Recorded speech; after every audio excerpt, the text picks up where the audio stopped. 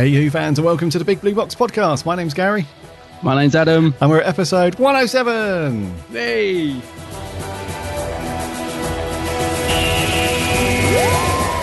One day, I shall come back. Oh dear, we are in trouble, aren't we? I've reversed the polarity of the neutron flow, so the TARDIS should be free of the force field now. I have the advantage of being slightly ahead of you. Sometimes behind you, but normally ahead of you. The trouble with time travel is, one never seems to find the time. Change, my dear. And it seems not a moment too soon. Unlimited rice pudding, etc., etc. A meteor storm, and the sky above us was dancing with lights. Purple, green, brilliant yellow, yes! I'm the doctor, by the way. What's your name? Rose. Nice to meet you, Rose. Run for your life. It's more like a big ball of wibbly-wobbly, timey-wimey stuff. Just remember who's standing in your way. Look at the eyebrows. These are attack eyebrows. You can take bottle tops off with these. Howdy do, Who fans. Welcome to 107. Hope you've had a cracking week and that you've found something to do Doctor Who related in your lives. We got some cool stuff coming up today, buddy. We have, yeah. Indeed. Some good stuff coming up. Got some very big exciting news. Yeah. Big news. And then we've got our review of our concluding story, World War III. Which is a follow-up from 2 weeks ago when we did Aliens of London. Yeah, seems like yesterday, actually. When we said we were splitting them up, I was thinking, 2 weeks. It doesn't seem like that long since we watched it. No. Just listen to those intro clips, by the way. I've never noticed before, but Matt sounds like he's drunk. He's like, just remember standing in your way. So just imagine him like on a Friday night out, you know. So substitute like standing on the big boulder at Stonehenge, you know, bellowing at various alien races are about to, you know, descend onto Earth. Just put him in the doorway of a kebab shop. It does though. Next time listen to it, just listen to how he says it. Just pictured him. He wants to go in and get outside the Nag's Head. Yeah. Your way. He's had several sherbets and now he's on his way to get a kebab and there's someone standing in the doorway. Get out of the way. He's a lad, isn't he? The other guy's like, sod off. Don't you know I am? Yeah. And as the other guy's trying to get out the kebab shop, Matt Smith's blocking the doorway. And he's like, you going to move then? Just remember who started in your way. Can I get a selfie, Matt? No. I'm a kebab. I would assume that that's actually happened to Matt Smith. Just take away the bits about him being drunk, yellowing. No, I think he does like a drink, you know. Probably does, yeah. Yeah. Seen various photos of him at after show parties and whatnot. I've not actually seen him like completely paralytic, like falling out of cabs or anything like that. But no, that's right. No, I think I've seen him, you know, a bit tippy. Enjoying it. Well, we all do it. I guess I have to must just clarify. The people I know who've met Matt say he's very nice. I know a guy who bumped into him. It was not that long after he was cast. Actually, bumped into him with his mum because I think he used to live near him or something, and got a picture with him. And Matt was really nice, and he wanted Matt's autograph, and he didn't have anything for him to sign. So Matt got a bank statement out of his mum's purse and signed that for him. And I was like, are you serious? He's like, honestly, he did. So must just say, Matt's probably a very nice guy, tainting this picture of him being a drunken, get out of my way. Drunken lout, yeah, he's in a bad mood. But, yeah, it's nice. Hoping he crossed out the sort code and account number and so on. Well, I would hope so, although I haven't seen that friend since. I think he's in Hawaii, so possibly not. I was going to say, he jetted out the next day. Yeah, he's been slowly drip feeding cash out of Matt Smith's mother's bank account. She'll notice soon. Yeah, hopefully. Yeah. Anyways, lots been happening in the Whoniverse. It's been an exciting week, actually. It has, hasn't it? We've had some big news drop, which didn't really go that smoothly. Which we'll come on to. Does it ever with the BBC? Bloody hell. But yeah, we've also, you and I were speaking before we started recording, didn't we? There's been quite a few spats and some comments on Twitter about stuff, and it all seems to stem from this interview with Peter Davison in the latest Doctor Who magazine. Seems to be a lot kicking off, doesn't there? There I mean, does. Twitter in general seems to be kicking off a lot lately. It's become a real hotbed of arguments. And yeah, I mean, funny enough, you talked about the Peter Davison interview on the last podcast, and I hadn't read it. I have since read it, and I really enjoyed it. I thought it was a really interesting interview. I love the fact he was so honest in it. I was quite surprised with some of the stuff he said about Tom and Colin Baker, just saying how Tom always seems to distance himself, and he just finds Tom a bit of a strange enigma, doesn't he? So he basically said he's never worked Tom out. Like at the 50th, he seemed to want to distance himself and all this. So that was very interesting. And he was saying about Colin and the BBC and Colin's paranoia. And I was just very surprised how open and frank he was about stuff like that. So it was a really interesting read. And yeah, obviously some of the stuff he said could be seen as controversial, whatever.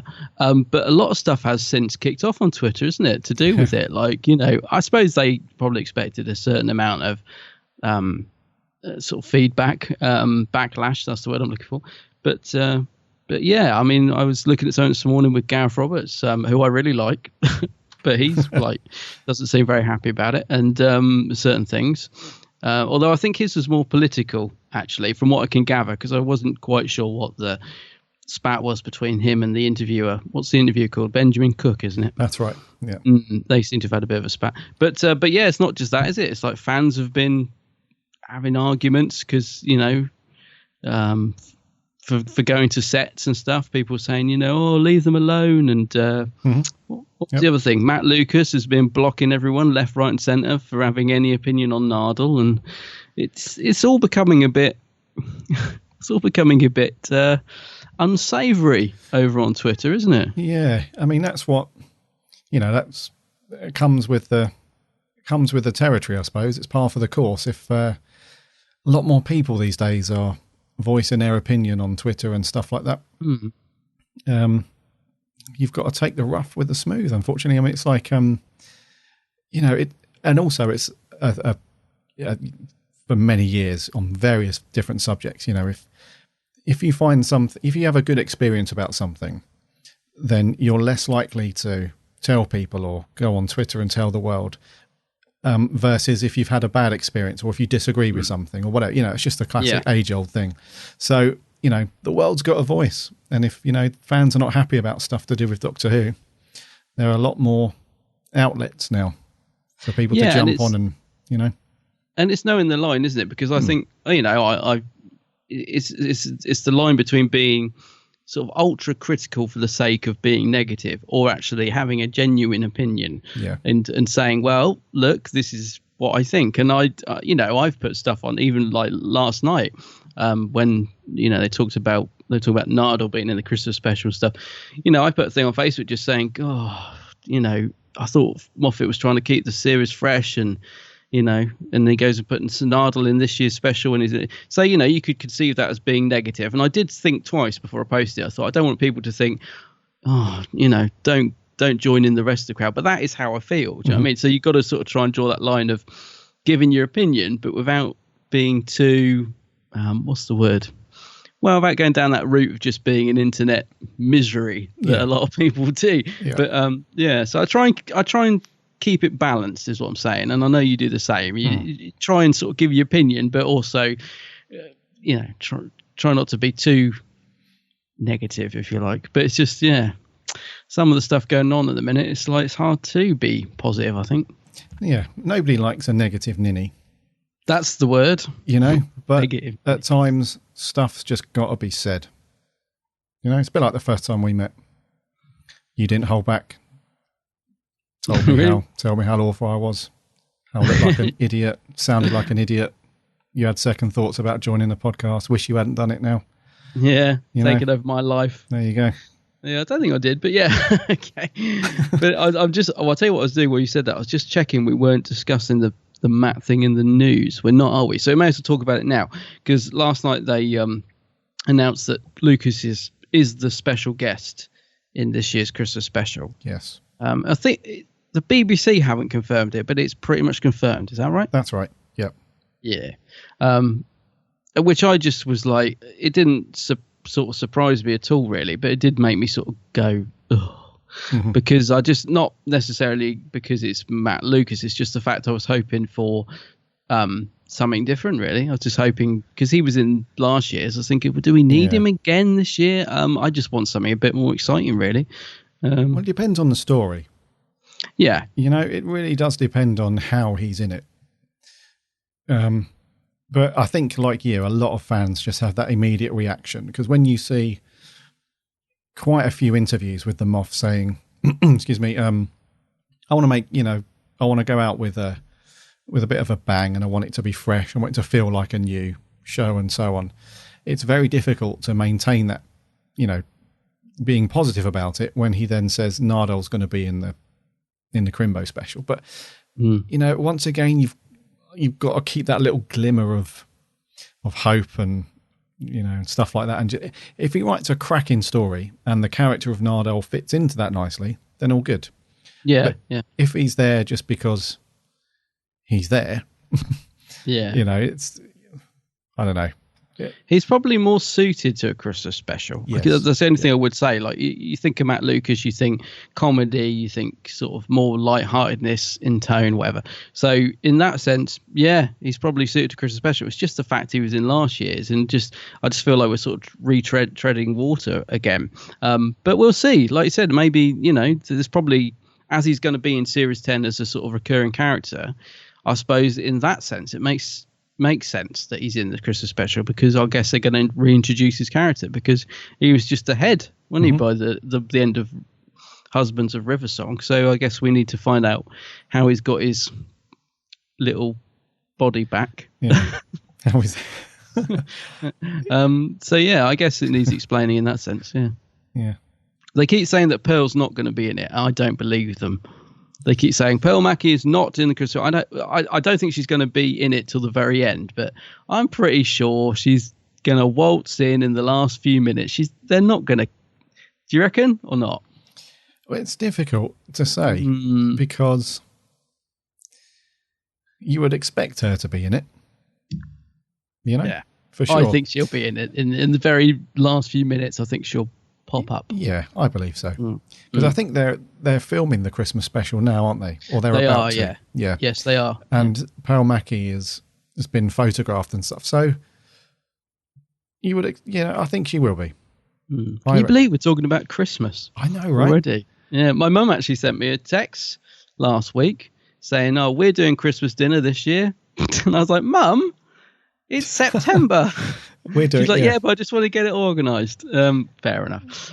So yeah, Christmas. I'll be away for Christmas at a certain place, which is going to be really bad timing, which we'll come on to in Canada? the news in a bit. I love Canada. Yeah, is it Canada? Yes. Oh. Yeah. Which is going to miss out on meeting certain people. Oh, I see. Yeah, because they're there. Is it the week after or something, or they're there quite soon, aren't they? They're like 6 weeks before. Oh, is it? Something Okay, like that. Yeah. Pretty annoying, but there we go. There we are. Shall we do the news? We can do, mate. Yes, let's get into the news.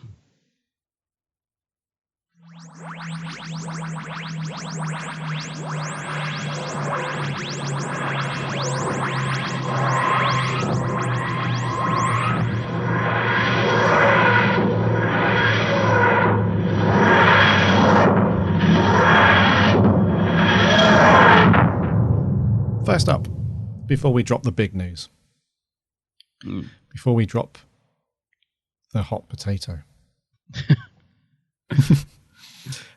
So Peter Capaldi and a few other people will be in Toronto this October for a special fan event, which is happening in conjunction with, remember, if you cast your mind back to the beginning of this year, I think it was the first recording we did after Crimbo or something like that. I was in Toronto last Christmas. Yeah. And there was one day or half a day where I just sat in a hotel room and watched this really cool channel called Space. Oh, I remember that. You know, they were having a Doctor Who marathon. They were playing, I think they were going through from Rose, and they were going all the way through, and it was going to end up perfectly timed for the Christmas special, so it would be like the last Capaldi episode of series 9, 8? 8, I would have thought. 8. Yeah. So like the day before the Christmas special was the last episode so it was really good. It was a really cool sort of marathon, and I jumped in sort of the back end of that. But it's a really good channel. I think I said that at the time. It's a really cool, because they have like these they don't, so on the BBC, the only sort of thing that you would have around the show is you have the cool little the BBC what are they called, little stinger, it's little sting or whatever, the little thing, the promo thing, yeah, you know, that sort of thing, and then that's it, and then the episode finishes, and that's your lot. Then the only other thing was the Doctor Who fan show going then on YouTube. Might have been, possibly. So you had that. So BBC, Doctor Who Confidential, that would have stopped, years ago. So they didn't have anything like that. But this Channel Space, what they do is during the adverts, they have like a panel. So they have like 2 hosts and have like a guest on there, and they just chat about the episode. So it's really good. So you have like a bit of insight, they have a bit of trivia, they give you their feelings, and then you're back on to like part 2 because they have like a commercial break in the middle, and then they do the same at the end. So they'll give you like their thoughts, a bit like what we do with our review show. Yeah, that sounds quite cool, yeah. So it's a bit more, the feeling that I get, I don't want to waffle on too much, but the channel very much real gets it in terms of like fandom, so they don't just like, we have a channel here in the UK called Sci-Fi, and they don't do anything like that. It's just literally a standard TV channel, program after program, and that's your lot. Whereas this, they really get the whole online video. It's almost like YouTube videos, but they just do it like with a bit more of a budget. If you get what I mean. Yeah, I see. Yeah. Like you said, a bit like the sort of fan show where it's sort of semi-professional. Yeah, so they really get it, and that's really engaging, because I can imagine that, like me, a lot of other fans of Doctor Who and Sci-Fi, they would stick around and watch that bit in the adverts, and they would watch that bit afterwards. Anyway, in a nutshell, this channel just gets it, and it's really good. So they're putting on, and they do a daily show called Inner Space, which is essentially like Loose Women. All right. But without the women, without the looseness, but it's that kind of format, it's just like a panel of people, and it's really good because all they do is they just talk about sci-fi. They talk about film sci-fi, TV sci-fi. It's really good. And they're putting on this event on the 5th of October, and guests will include Peter Capaldi, Pearl Mackie, Stephen Moffat, and Brian Minchin. Pearl of the Mackie. Oh, right, that sounds good. And you don't have to buy tickets. Tickets are actually given away via contests and so on, but I hear that there's quite a few tickets because it's going on at the Fan Expo in Canada, which is at a really big venue. So there's plenty of tickets. So if you're there in Toronto, if you're Canadian over there, or if you're in the UK and you're going to be there, it's absolutely worth. You don't have to do much to enter the contest. I think all you need to do is make sure you follow the Channel Space on Twitter, and then they give out this like little daily riddle thing that you have to reply. Super easy. And yeah, there's going to be 4 riddles each day, so you can enter all 4 if you want. That'll increase your chances of getting a ticket. And that's it. Apparently it's going to be a really good show. Sounds good. I bet you're itching to go. I mean, you've got friends in Canada. Is there no way you can just nip over? No. How long does it take to get to Canada? No, it's not too bad. It's about 8 hours, 7.5 hours. It's doable. Yeah, but you'd have to win tickets first, of course. You couldn't just go over there and... Yeah, that'd be a very You can't just go over there with your fake Blue Box podcast pass and be like, don't you know I am? Let me in. It's starting to get your way. But there's it's really annoying because I'm going to be there in December. So if they'd have done it like a couple of months later, I would have absolutely thrown my hat in and wanted to go. But there we go. How ruddy considerate of them. Indeed. Damn you. Okay, all right. Well, in other news, this is the big one, isn't it? I mean, this was announced a couple of days back, so I'm sure our listeners have heard. But what fantastic news that The Power of the Daleks is actually coming out. It's actually being released as well, we assume, as 6 animated episodes with the original soundtrack. Rumours have been floating around, haven't they, for a couple of weeks after that clip emerged online. Yes. You know, from nowhere. It's strange actually, because last week when we wrapped recording, as soon as we switched off, said goodbye and all that, I immediately thought, I never spoke to you about that clip. And I thought, it doesn't matter anyway, because I'm pretty sure, it's going to come to nothing. The reason I say that is I was so surprised that this actually has happened, because the cost involved in animating 6 episodes is pretty huge. Yeah. And I just thought, are the BBC really going to put that money in there? So until it was actually officially announced, I just needed to see it, have it confirmed, because I just thought it's so unlikely. So I'm amazed, delighted, absolutely can't put into words how thrilled I am that all these rumors that have been floating around have turned out to be true. I literally am still shocked, as you can probably tell from my voice, that this is actually happening. I think it's I'm really impressed for once with the BBC for actually having a bit of guts and putting some money into Doctor Who, because we all know that the last release, The Underwater Menace, they couldn't be more opposite. They actually wanted it to be as bad as possible, and for reasons that we still don't know or understand. So the fact that they've ploughed so much money into this, I think is incredible. I think it's amazing news, and it's a story that I think a lot of us Doctor Who fans really want. I think if you asked anybody out there which missing episode, which missing story would you like to see, I think a lot of people would say Paradise, because it's Pat's first proper adventure after regeneration, and and it's a very good story. If you've heard the audio or read the book, it's a really good story as well. So amazing news that we're actually finally going to get to see this. It is. It's absolutely cracking news, and I think what's important about this one, and like you said, it's Troughton's very first full story, and it's just such a shame that all 6 episodes, like the whole thing, is missing, isn't it? Yeah. It's not one of those ones where like the last 2 are gone and they fill it in with screenshots, but you hear the audio still and that sort of thing. Literally everything's gone except a load of photos. Well, some photos, but the audio track's there, isn't it? All the audio's intact. Yeah, that's right. Yeah. Excuse me. So I think it's an important one, and it is. I would love to know. I'd love to be a fly on the wall at some of these meetings, because it is really bizarre. I can only say that, well, my thought on it is that they had such a backlash from fans about the Underwater Menace, saying, on one hand, it's great that you're releasing, a story that's got missing episodes. But when that news, came out, I think it was the restoration team, wasn't it? Who said, we can do the animation and we can do it. And the people were like, no, just go with like the bare minimum, Yeah, the restoration team actually offered it was the Telesnaps. They said, we can clean all this up. We can make it look a lot better. We'll do it for free.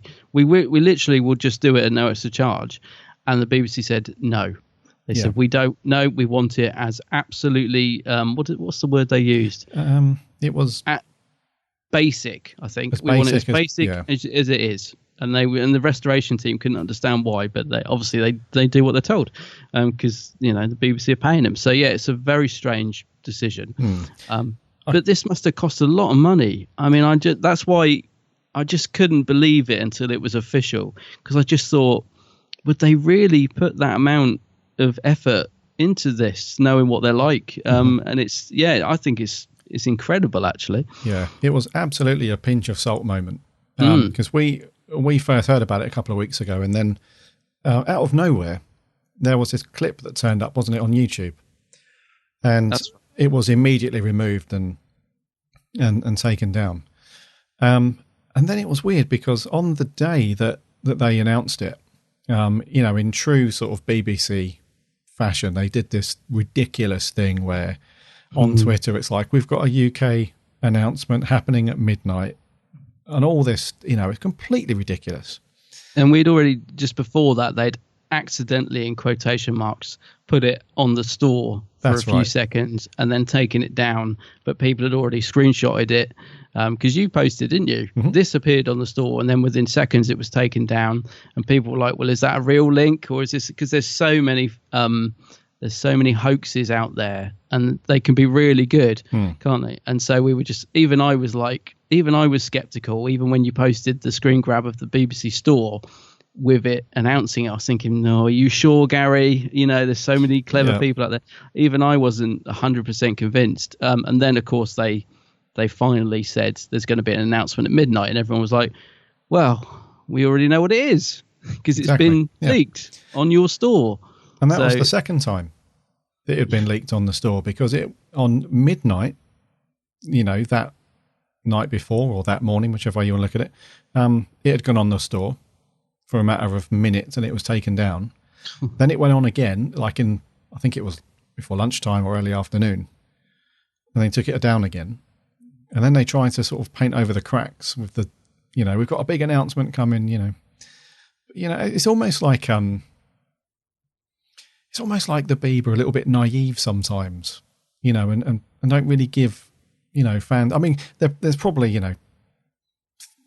probably thousands of legitimate fans who hadn't seen the news, and so to them, you know, on the BBC Twitter account or the Doctor Who official account on Twitter saying there's a big announcement, you know, probably got very excited. But I think, you know, they just don't give, you know, fans enough credit sometimes, in my opinion, because, you know, anyone who's in the community, the fan community of Doctor Who, whether, you know, you're into the whole, you're a YouTuber or, you know, you're a podcaster or a blogger, whatever it might be, you would have known throughout the day what was coming. Yeah. You know, but they still plough ahead with this sort of naive attitude, like, you know, they've probably got loads of tweets like, oh, it's the power of the Daleks, you know, and they're just like, no, ignore, you know, all in Dalek voices, ignore, you know. So it's a bit of a, I know we've had this before with the Beeb. Sometimes they just can't get it right with reveals, you know. You see something and it's like, oh, wow, that's going to happen. That's cool. Then they take it down and remove it. And then they go on Twitter and say, we've got this big announcement coming up. And you've missed the boat. Everyone's like, whatever. Because you messed up earlier.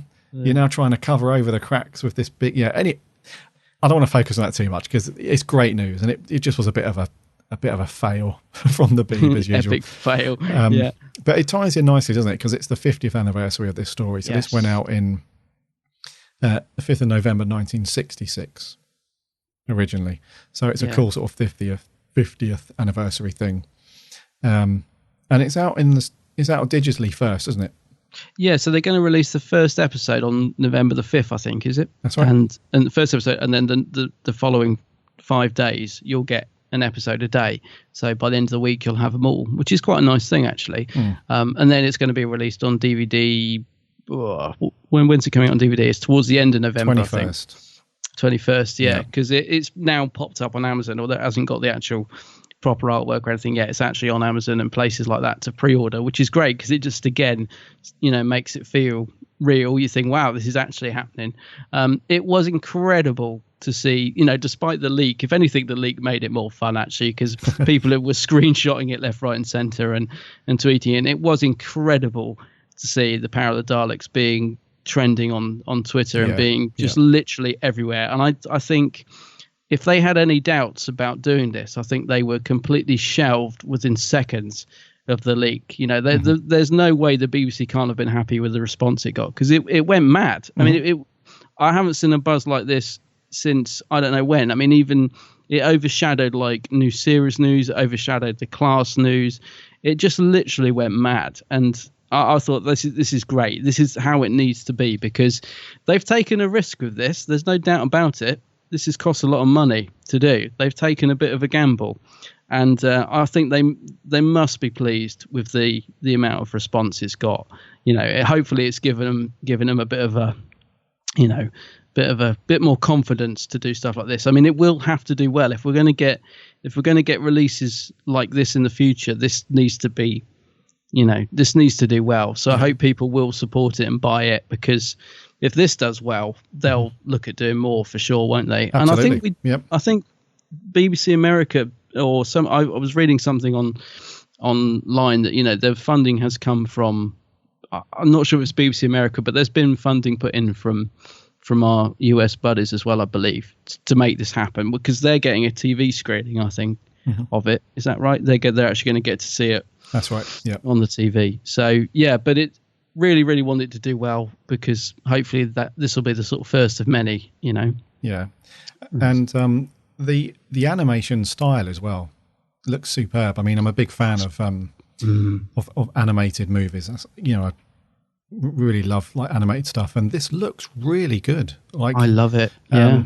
It's not like, you can tell it's not a quick job, you know, just to get something out there. There's been a lot of art direction and, you know, time spent to get the look and feel right, and it does look brilliant. Really does. I'm so excited about it. I really am. I literally can't believe it. I mean, you guys can't see me. Gary can see me. I'm grinning from ear to ear over this. I really am. I'm very excited to hear they're going to be doing a preview showing at the BFI.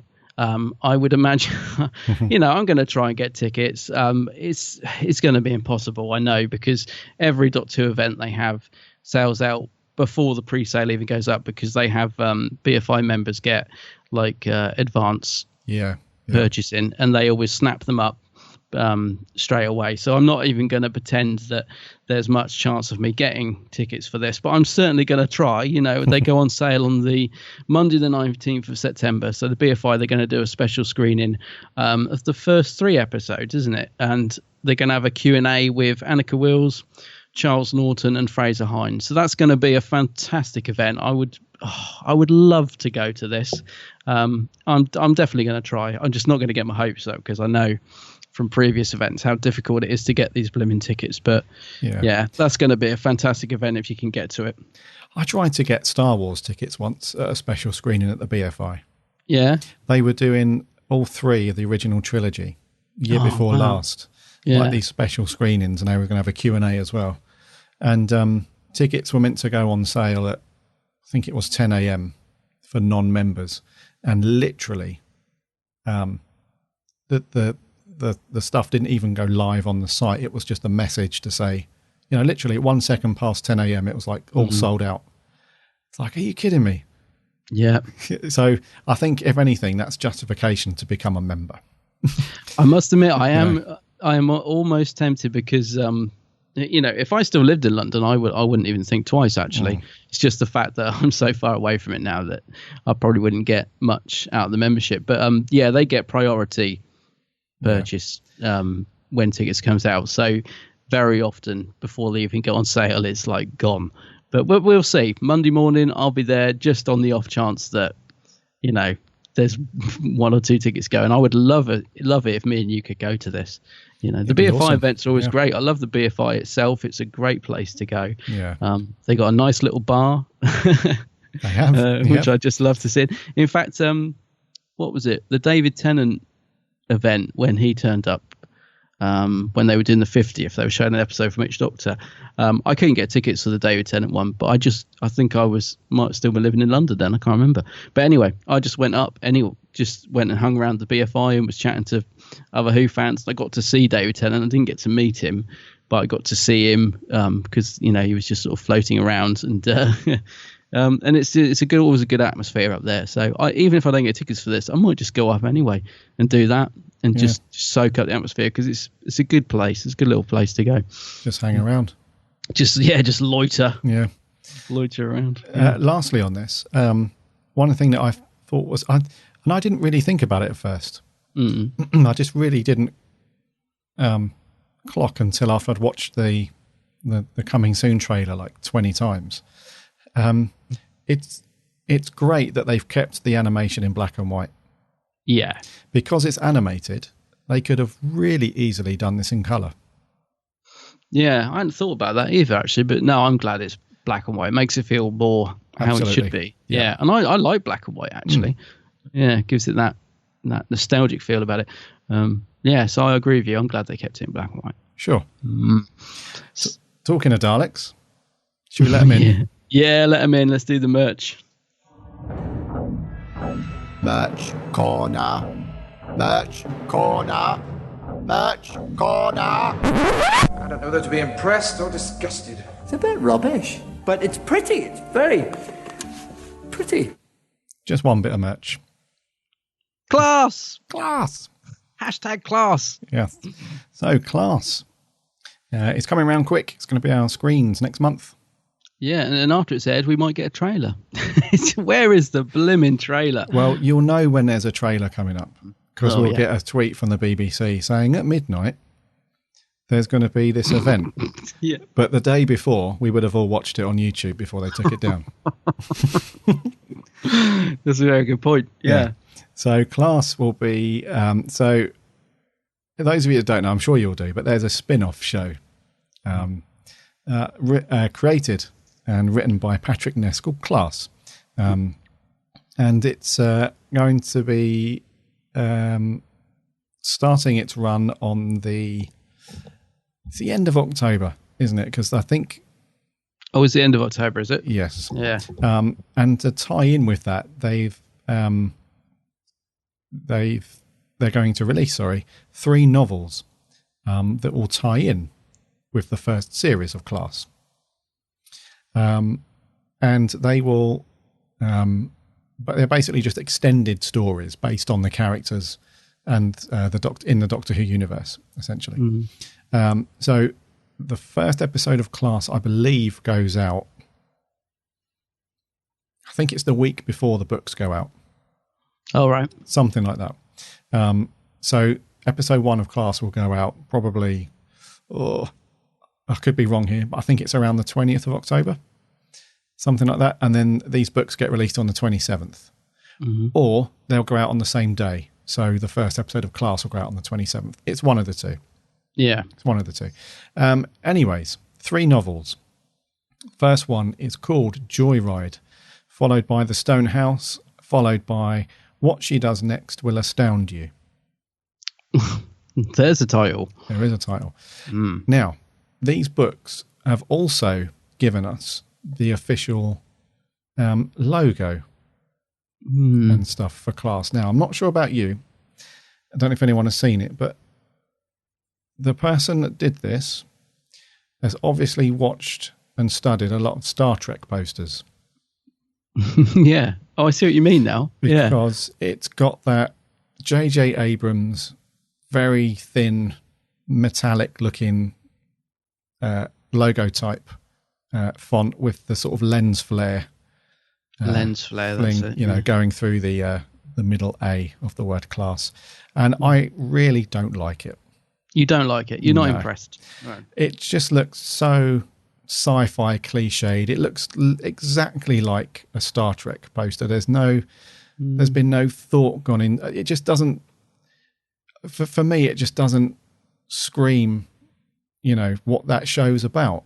This looks to me like it feels like from the logo and the branding and stuff that when episode 1 goes out, it's going to start with Captain's Log. This is the adventures of the classmates of blah, blah, blah on an adventure. It feels like that cliched sci-fi stuff that we've all seen, 100 times before. So I'm hoping this isn't a reflection on any of the stories or, the program itself. But yeah, what do you reckon, mate? Not doing it for you. Yeah, I know what you mean. It's difficult, isn't it? Because Class is... I remember when they first announced the title, it still doesn't really grab me. But I'm hoping that'll change when the series starts. But it's difficult, isn't it? What can you do with it? But I can see what you're saying. Yeah. I do like the covers themselves. This crack that's going across the front of all 3 of them looks like the Series 5 crack to me. Don't know if that's just a coincidence. Yeah, I was going to say, obviously, Patrick Ness is a writer, but he hasn't written any of these books. So the writers they've got, the only one that I know is James Goss, because he seems to be doing quite a bit in the Doctor Who universe at the minute. I don't know A.K. Benedict or Guy Adams. Do you? Perhaps they should mean something to me. But heard of Guy Adams. Certainly heard of James Goss. Yeah, James Goss definitely jumps out at me. Yeah, I can see what you're saying about the font and all that. I think they've tried to keep it. They've tried to go with that sort of minimalist, modern look. I think they've tried to keep it simple, haven't they? But yeah, doesn't really do a lot for me. But I like the covers. I think the covers look good. Hopefully they'll be a good read. Don't know. We still don't really know much about Class, do we? I still don't really know what we're getting into or what we're talking about yet. Well, just to remind you. Class. Don't say sexy. It centres on the adventures of an all-new group of students at Coal Hill, and will have the action, heart and adrenaline of the very best young adult fiction. Dangers breaking through the walls of time and space, a darkness coming to a London unprotected, a new group of heroes to root for, and new villains to hide from behind the sofa. Right, sorry, I was with you there right up until the end behind the sofa thing, which is about as cliche as you can get. There you go. Yeah. So you know what? I'll probably end up buying these because I love a book. I love buying books and not reading them. Let's get this correct now. Your shelf loves a book. I haven't actually got any shelves left because I love books. Because you love books. But yeah, I shelf don't know. Decoration. Come in. You won't be getting them, will you? Check out my range of Doctor Who books, why don't you? Are they any good? Don't know. I haven't read any of them. But the shelf loves them. Take a photo. Take a selfie next to them. I do love books. I must admit, I do read them. I'm just very, very slow, and I have a massive backlog. Yeah. Yeah. I won't buy them. No, I know you won't. Unless, after watching Class, it turns out to be amazing. And then I'll think, wow, yes, now I want to read a bit more. So I get the spin-off stories. But until I've seen the programme, probably won't get them. Your wallet will be staying shut and padlocked. Yes. Yeah. Joyride. Hello, you fool. I love you. Right. That's all I can think of when I see that. So anyways, 3 tie-in novels will go out roughly the same time as episode 1 of Class. Class. Whatever you want to say. Class. No, let's say class. I like that. Rightio. I think we're done for news and merch. Yeah, that's it. Now, we're back to the 9th Doctor. Yeah. Adam, when you've stopped your flatulence over that end of Skype, do you want to give us the title of this week's review? Yes, it's Aliens of London Part 2. Oh, no, it's not. it so nearly was, but no, it's World War III. Planet Earth is at war.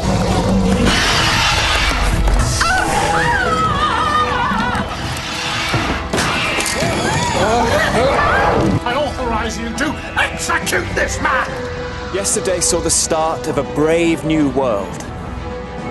Today might see it end. Hi, if you want aliens, you've got them. They're inside Downing Street. Everybody run! Who exactly are the Slitheen? They're aliens.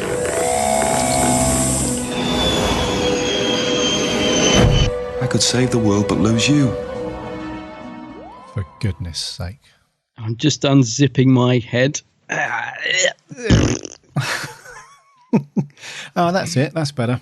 I recognise you now. Yeah. Got this big thing around my neck. Yeah.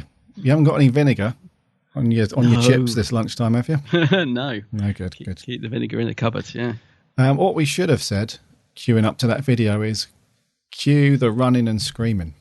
There's a lot, isn't there? Especially in the first 10 minutes, all running. Yeah. Yeah, it's all going on. I've just realised where... No, that's all right. I guess I was waiting. There's a bit... There was a scene that I didn't see. I've just remembered. I don't know if I looked away or if my DVD's missing it. Where I didn't see the bit where the big rubbery Slitheen lifts someone up against the curtain. That was the cliffhanger of Aliens of London. Is it? Oh, yeah. Is that why? Right. Yes. Yeah. They just did like a recap, as they do.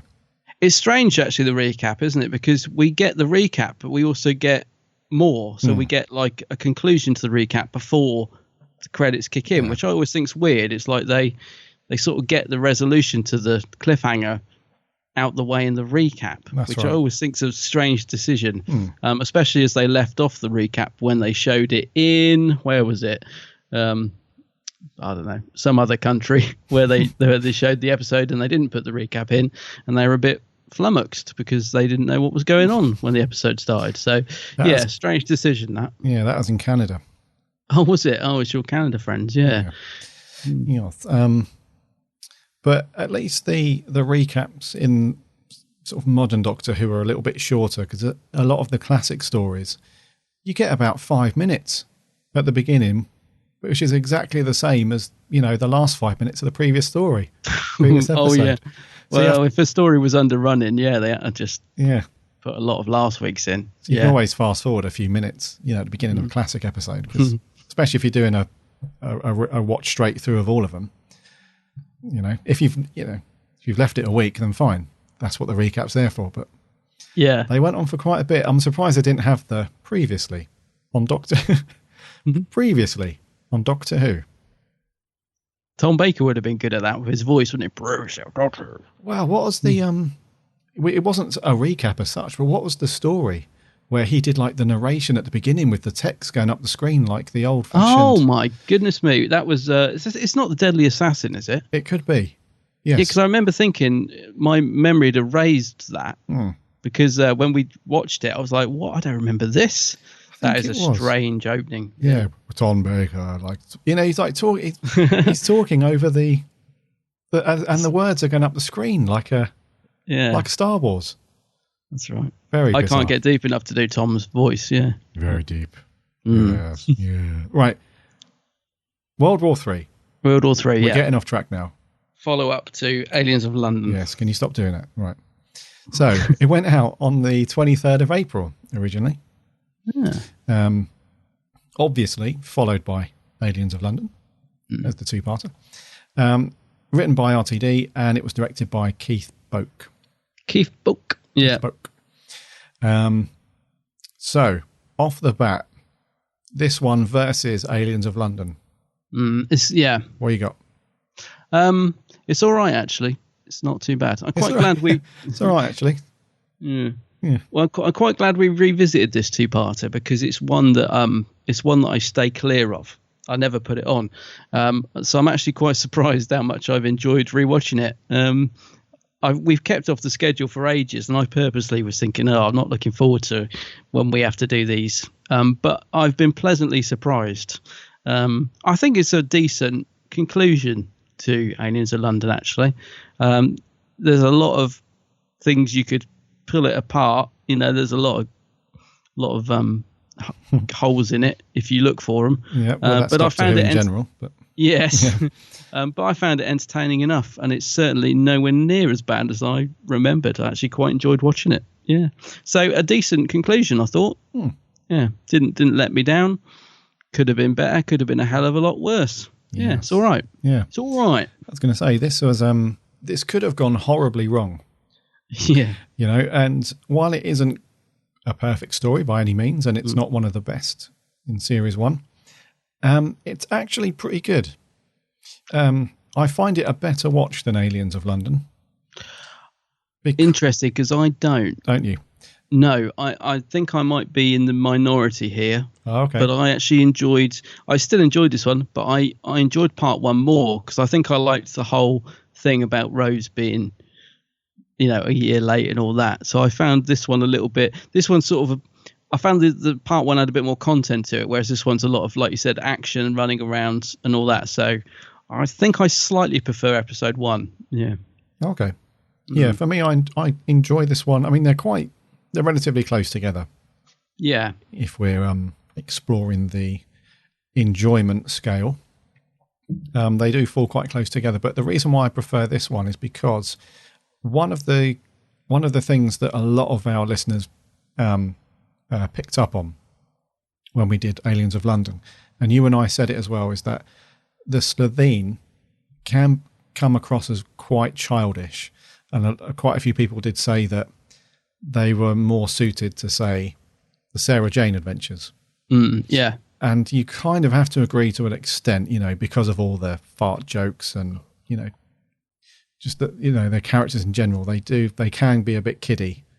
But I think in this one, I just felt like there are still, the fart jokes are still there and all that stuff. But I didn't find this episode to be as kiddie as the first one. I thought this one was had a bit more suspense, a bit more action and thrill to it, and it had a bit more of a darker tone as well, because there's we have the whole thing with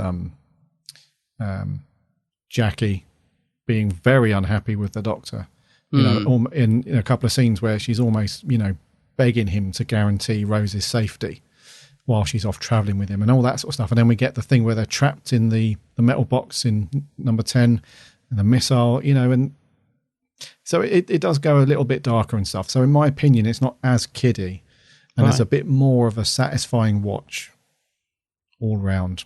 But it's not far, it's not that far ahead of Aliens of London in terms of enjoyable watch, but I was just looking back to see what I scored at Aliens of London, actually, because like you said, they're very close together for me. I think they actually work very well as a two-parter, which I'm surprised to hear myself saying that. My memory of these two was really not that good. But they actually, rewatching them, they work really well as a two-parter. They are quite close together. I think a lot of people think the tone is all over the place. I've heard people say.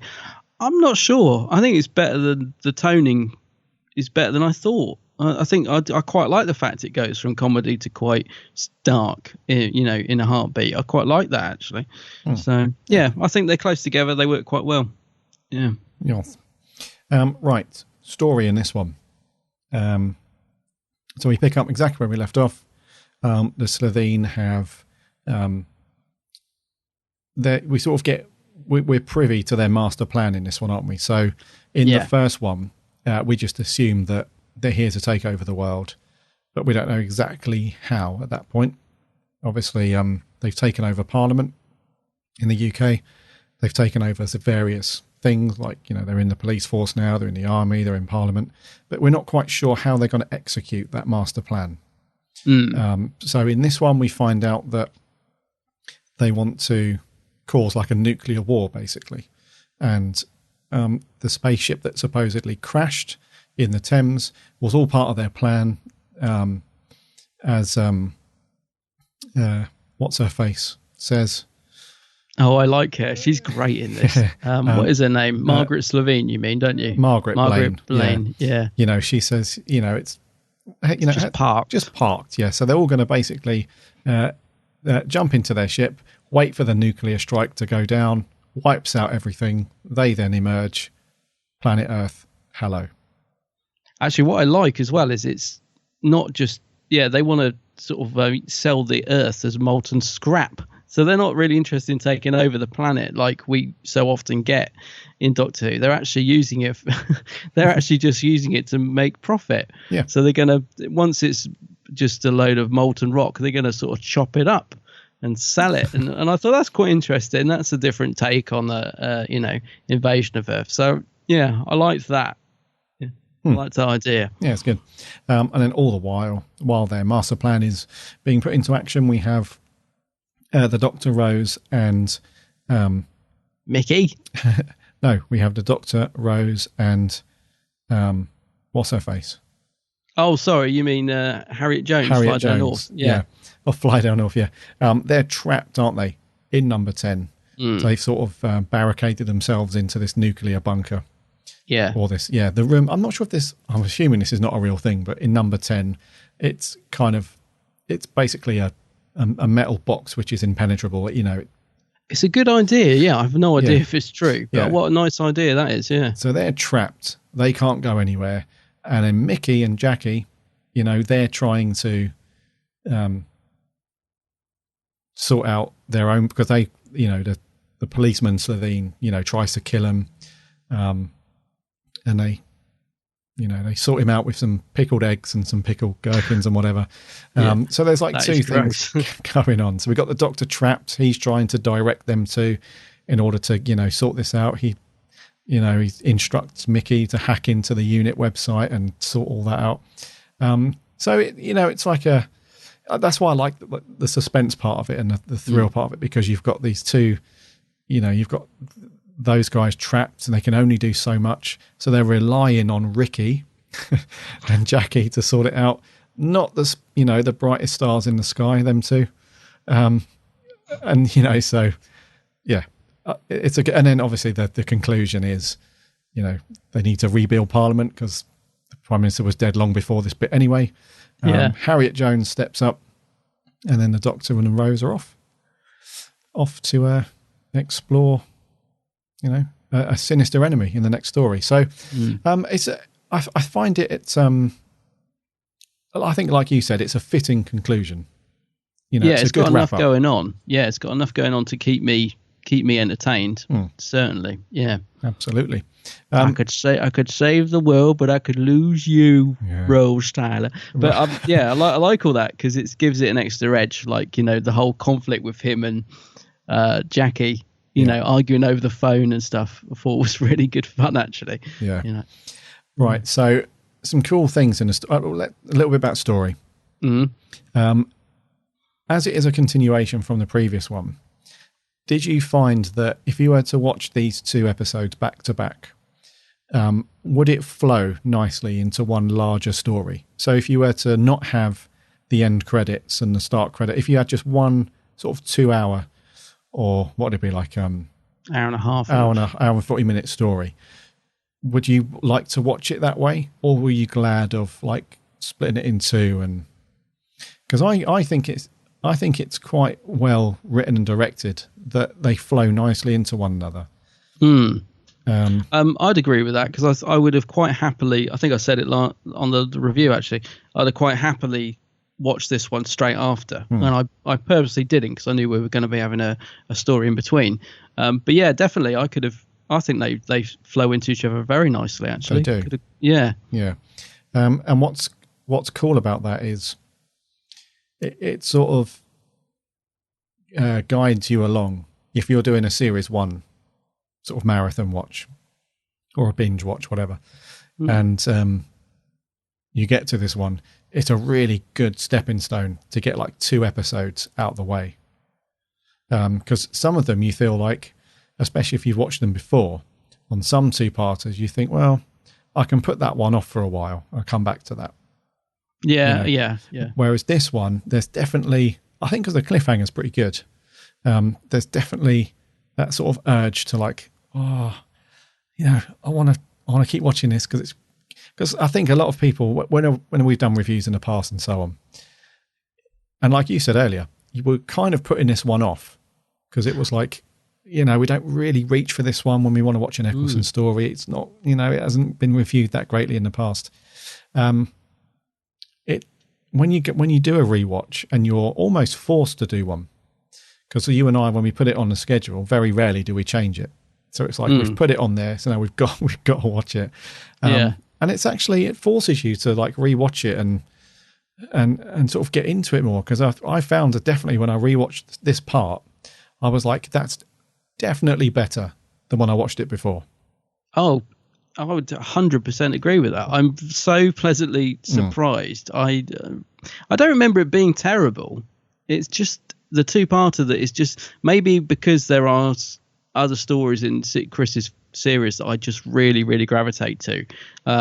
This one just is not one of them, but it probably will be now. It's one of those episodes, a bit like Unicorn and the Wasp.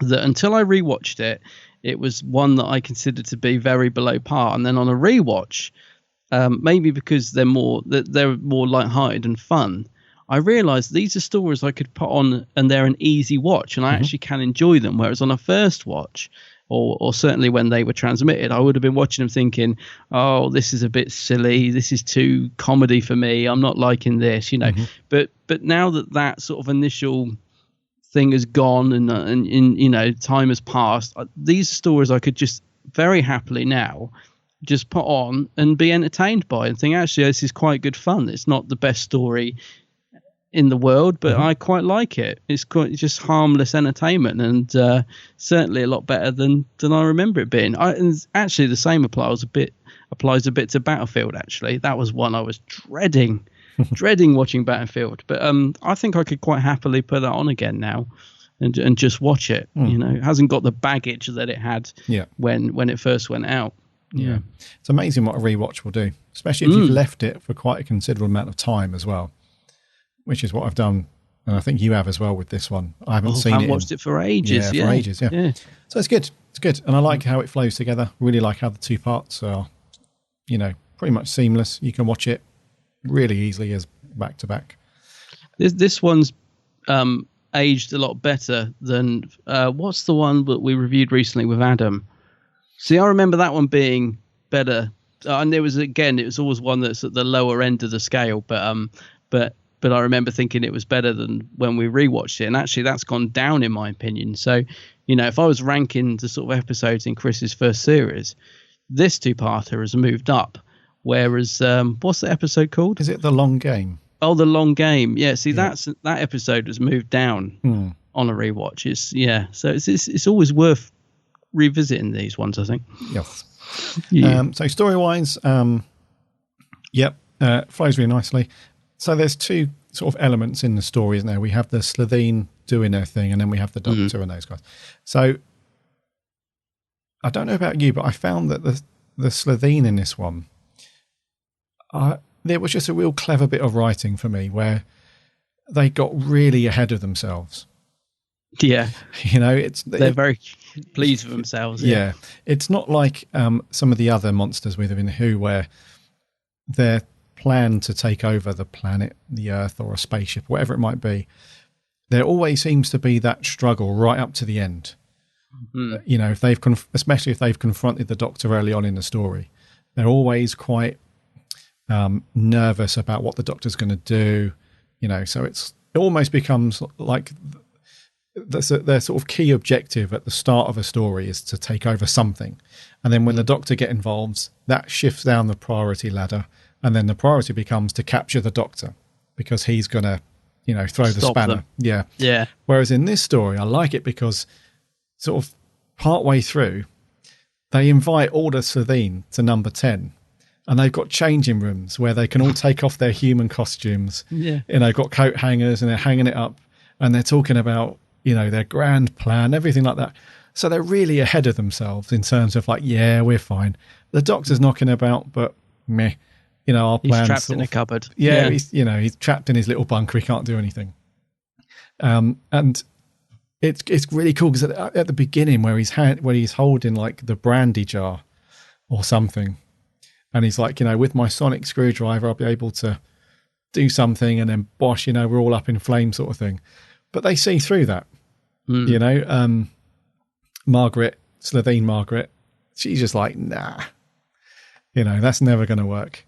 And so we have those moments near the beginning where the Doctor he doesn't do himself any favours because he slips up a bit at the beginning where he's like, the Prime Minister's an alien in secret. And then he turns to the soldiers and he's like, that's not going to work, is it? Yeah, so like that, yeah. So he runs off. And then we have the little slip up with the jar, what are they called? Brandy decanter. Decanter. He slips up there. That's not going to work. So they're very much in a very confident state, aren't they? And I'll tell you what I love about it is this is quite a different concept as well, is that they are a family. Because when he says, who are the Slitheen? And she's Margaret Slitheen, just sort of cackles at him, doesn't she? She's like, that's not our species, you fool. She's like, that's our family name. And I just thought that it's nice because it gives you a different take rather than being a race that's trying to take over. It's actually a family. And that then brings in a sort of almost familiarity, can't say the word, to them, because they're sort of chuckling away to each other. Like you said, they're very confident, aren't they, when they're taking off their suits, and they almost become like, you can see that little family sort of bonding then. Mm-hmm. They almost become more rounded characters because it's this little family that are sort of doing stuff together and taking over the world, and it gives it another edge. I thought it was a really nice little idea to make them a family rather than this species that are doing it, and it's good idea. Yeah. And we learn more about that stuff in Boomtown, where Margaret is here, isn't she? She's running some sort of Welsh thing, and there's quite a long conversation between her and the Doctor in the restaurant. And she basically says, if you take me back to Raxacora Falipatorius, I'll be tried and I'll be, executed and all that stuff. So you do learn a little bit more. So it's nice that they held that back in this story, that they don't give it all away. So Margaret does say, that's not our species. You fool. But then it stops there. Because again, that's one of the things when I said earlier on that this episode could have gone horribly wrong. They could have just dished all that stuff out, but it would have been unnecessary. So it's cool that they held it back, and then in a future episode, we learn a little bit more about that stuff. Yeah, which is good. The only thing I would say about Slitheen is they're a little bit, sometimes the suits, and again, you've got to, this is the first series since the show come back, so you've got to give them a bit of slack here. All right. But when you're saying about them being menacing, I did sort of sometimes think they do look a bit comical and rubbery when they're, but then again, it's made up for it by scenes like when they're waiting for the phone to ring and they're all gathered around the desk, and there's a lot of comic relief in this, which I think at the time I didn't like, but now I actually do. Like when she's saying, "Oh, isn't that actually a red phone?" Oh, and they're all laughing and chuckling away together and stuff like that. Things like that really annoyed me back then, because I was like, "Oh, I don't like too much comedy in Doctor Who."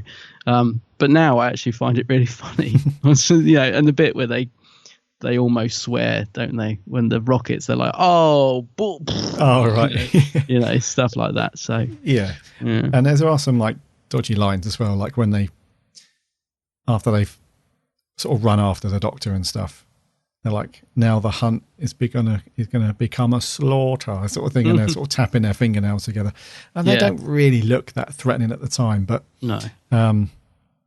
Yeah. Does the design of them change a bit between, because like when they're chasing people, the CGI Slitheen look a bit different to the actual suits. I think it's just they've got a longer neck or something. I was kind of thinking they didn't quite match up somehow. Yeah, the CG ones are definitely slightly different. Yeah, they do look different. But then again, I guess you could say these things morph a bit because they morph into the human suit. So you could get around it by saying that, couldn't you? That it's just that they're a morphing type alien. So, but yeah, I did think that. I thought some of the CGI, which didn't look that bad for the time, not too bad. Yeah, it's all right. They do look slightly different. I'm guessing that's because somebody's done a design of the Slitheen, and they've probably taken the CGI from that design, and then obviously when it's come to make the suit, there's limitations. So I guess maybe between the two of them, that's why you get a difference. Maybe. Yeah, probably. So yeah, I mean, in terms of like how the Slitheens, how their story was put forward in this one, and some of the writing, I thought it was really good. Real cocky, brash, ahead of themselves. They think they've got it in the bag. Yeah. Especially Margaret Blaine. She's very she's great. Yeah. It's that bit where she's, when the Doctor's trapped in the office and she's on the other side of the door, and she's just got this little evil face, and she's just like, she almost feels like she wants to say, "I could kill you in a second, but I'm actually quite enjoying this little standoff. I'll let you live just for another minute because I'm enjoying." It's that little glint in her eye when she's talking to the Doctor in the doorway that I just love. I love that actress, Annette Badland, in it. Just love her performance. I mentioned that when we reviewed Aliens of London, that she's, and I didn't mean it as I didn't mean to say anything bad about Annette Badland, but she has got one of those faces where she can do evil just so easily. She's just got that grin, and that look at like when the door's closing really slowly, and you see her face and her little eyes. That bit. And it's just like, God, she's so good between the two. Yeah, it's great. Really good. Yeah. So I mean, actually, in terms of story, it's a really easy plot, isn't it, in the second part? Because we've already had all the setup stuff in the first story. So we know what their intention is. We know the only thing we didn't know is how they were going to execute the plan. Yeah. Because at that point, all we knew is they were just going to take over. And we thought they were going to do it by, killing important figures within government, parliament, whatever.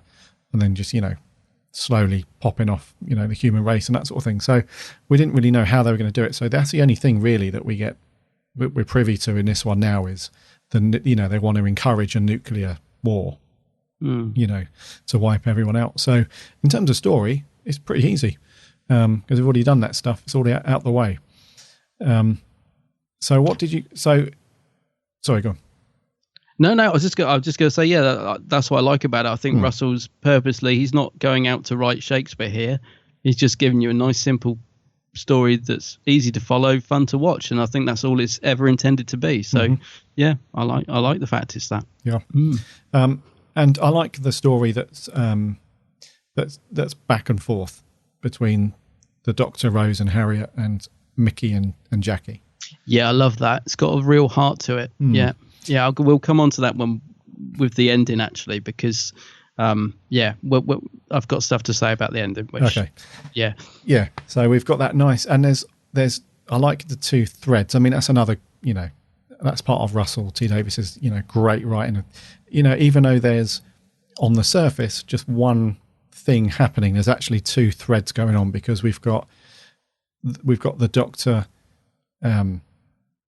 really trying his hardest to try and figure out how they're going to, sort the situation out. And then we've got Mickey and Jackie, who are, obviously very shaken. They've been attacked by one of Savine, and then they're worried about what's going on. But then you've also got this thing with Jackie and the Doctor, and her worry for Rose. And it's clever to me, because Rose hasn't been a companion for that long. So this is kind of fresh and new, because we all assume that this is all horrifying and bad for Jackie to have to deal with this. But let's not forget that Rose has only just literally stepped into the TARDIS, pretty much. Yeah, still early days, isn't it? But yeah. Rose, but Jackie's now sort of been introduced to this lifestyle that Rose is leading, and then naturally she's very concerned, and she's stepping in as mums would do, and saying, what's going on, Doctor? What are you doing? What are you playing at? And can you guarantee my daughter's safety? Because if you can't, she ain't going nowhere with you. Exactly, Jack is that kind of strong character, isn't she? Yeah, so it's an interesting thread. Yeah, so we've got that sort of to and throwing between the Doctor and Jackie, because she's like pleading with him, can you guarantee she'll be safe and all that stuff. And then you've poor old Mickey's stuck in the middle, isn't he? Yeah. Of the two of them. Yeah. Like, she's like, don't you dare launch that rocket. And the Doctor's like, Mickey, save the world, do it. And he's like stuck with Jackie next to him. I mean, you wouldn't want to be in that situation, would you? Oh, bloody hell, no. No. So, yeah, I mean, in terms of the to and throwing between those two groups of people, really, really good. Sort of on their little mobiles as well. Back in the day, the little Nokias. Oh yeah, I noticed. Thought that. Yeah. There's none of this touch when he screen. takes the picture. Yeah. And the computer as well, with like the huge CRT monitor and all that stuff. Yeah, it's great. Yeah. So let's talk about some characters. Let's talk about. We don't really need to speak too much about Annette Badland and Rupert. Vanis Tartt, I think his name is, and those people, because we spoke a lot about them in the previous review. Yeah, and they're consistently good in this, I think. Yeah, their characters haven't really changed. The intention is still the same. Their performances are still great, but do have to mention Annette Badland. She is great in this character. You can't take that away. Yeah, no, I'm so glad she came back and had her own little story in Boomtown, because she does stand out, I think. Yeah. She does. And she's got that face, like we said. She's just got that face. Yeah. She does evil very well. I am hoping we meet her one day at a convention, because I'd like to meet her. I'd like to see a picture of me and you with her. And if she pulls that face, I think I might have to wee myself. Because it's very creepy. Right. Let's talk about... Who should we talk about next? Well, what about Harriet Jones, Penelope Wilton, because she gets a bit more to do in this, and she stands her ground with the Doctor. Like when they're trying to make the decision on what to do, when he's like saying, I could lose everything, and she's like, well, look, I'm the only elected person here to make that decision, so I'm doing it. And I thought that's when she finally came into her own, actually, because I really like the actress Penelope Wilton, and I like the character of Harriet Jones, but in this she can get a bit annoying, but I think she sort of improves in later stories. I really grow to like the character as we get to know her, whereas in this one I think she's obviously finding her feet a little bit. She probably didn't know she was going to go on to be an important character as she becomes. So yeah, she's a little bit annoying in this to begin with, but I really think she starts to come into her own from that point onwards, when she's like, I'm making this decision. So I do like the character, and I do like the actress.